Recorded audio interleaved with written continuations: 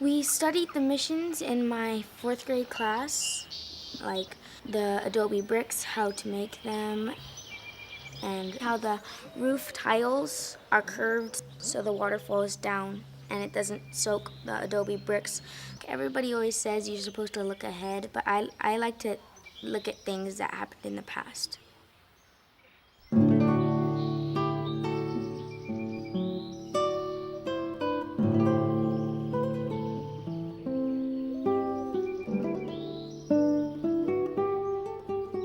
Mission San Antonio was an early mission. It was the third one founded in California. It was the first mission to have over 1,000 Indians. It had the first fired tile roofs. The water system was pure Roman. It all operated by gravity, and the Spaniards had engineering manuals and architectural manuals that were written by Roman authors in the 1st and 2nd century AD. And they were still in the original Latin in some cases in the Padres libraries here on the California frontier. This was one of the 9 missions that was founded by Father Serra. It was a very peaceful mission, one of the largest and most peaceful. It's one of the oldest, it's one of the most special because it's so peaceful and serene, just like it was in the days of the missionaries. And I think our children and our grandchildren will appreciate history more if they are able to see what a real mission was like, a real community in those days. If you want to see and feel and experience what it was like to be in an early mission, go to San Antonio, because the setting is almost the way it was in the 18th century.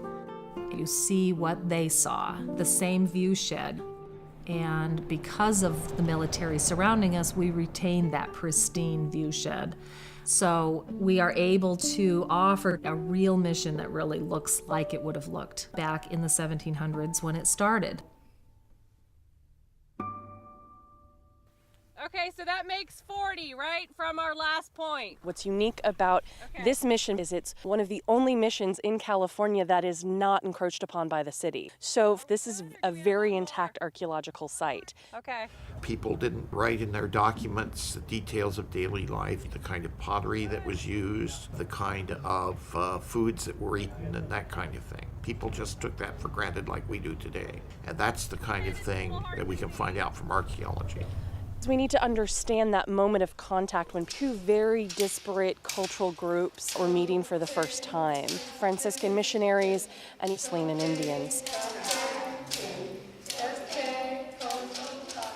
There's a history here before 1769 when Father Serra came here. According to the records, there was like 1,300 Indians lived close by here. Back in 1976, the Franciscan friars invited me to come and hold an archaeological field school there at the mission, and I continued on there for 30 years. And Sarah Pilo, who was once a student in my class, has plans to continue there at Mission San Antonio. So most of what the archaeology has been focusing on has been the buildings that were right around the mission church. And that's where the neophyte dormitories were, Christianized Indians, where they lived. But what we're trying to do is try to open up our understanding of the mission beyond just these adobe rooms. There was stuff going on out here in these open fields. What would be really cool to find, and what we kind of hope to find, is traditional style houses. And people just can't come and just start digging. They have to have a monitor, like me, a Salinan Indian, in case you find bones.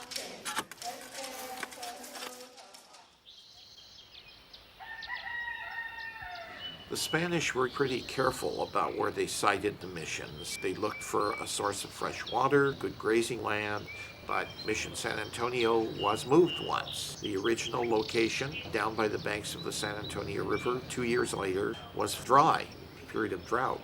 And so they had to move the mission about a mile and a half away in 1773, and that's where it stayed.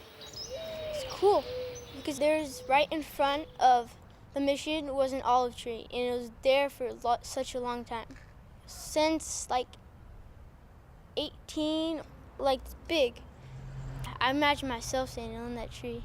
It's so cool. The fourth graders of California study California history, and you can't really separate the missions from California history. It's where California began.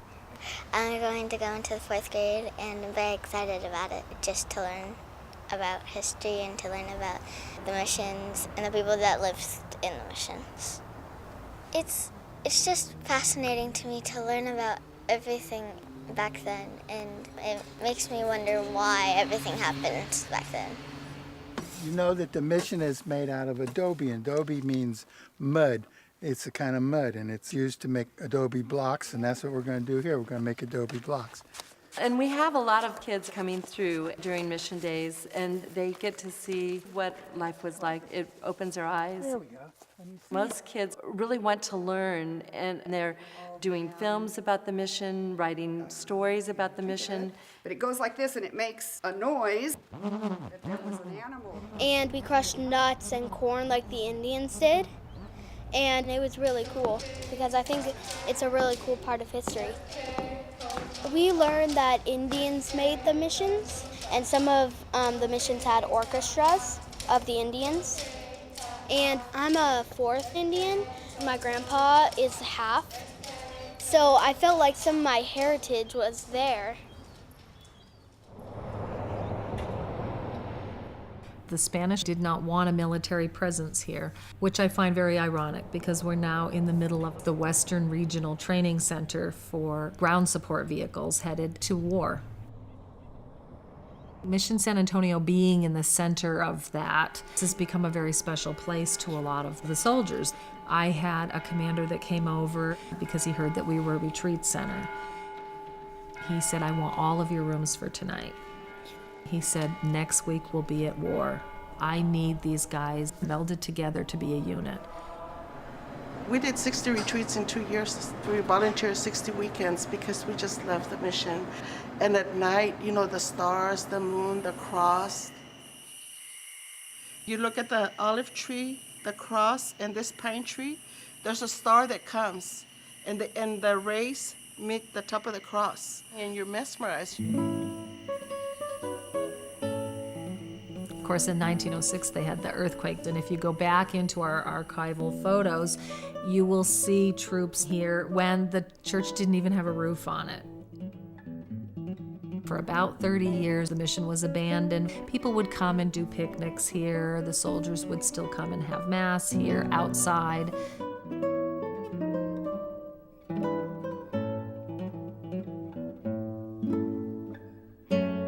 And then in 1948, the Franciscans worked with William Randolph Hearst to restore the church and to rebuild the rest of the facility. And so this part has been restored, but without rebar, which means it is not built up to today's standards. We live in an earthquake area. We want to protect the public that visit us, and that is something that has been mandated by the state.